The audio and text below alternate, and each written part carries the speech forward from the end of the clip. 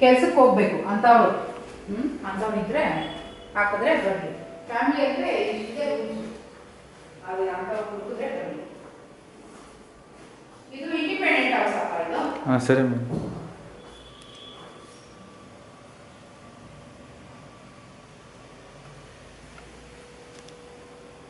ನೋಡ್ತಾರ ಎಲ್ಲ ಇದು ಓಪನ್ ಮಾಡಿ ನೋಡ್ತಾರ.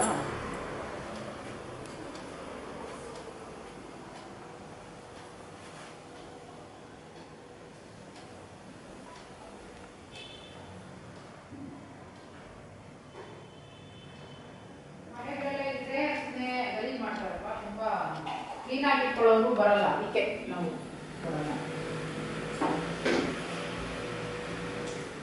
ಇದುವರೆಗೂ ಯಾರು ಕೊಡಲಿಲ್ಲ, ನಾವು ಇದೇ ಫಸ್ಟ್ ಟೈಮ್ ಕೊಡ್ತಾ ಇರೋದು. ನಮ್ಮ ಮಗಳೇ ಇರೋದು ಏನಿದೆ.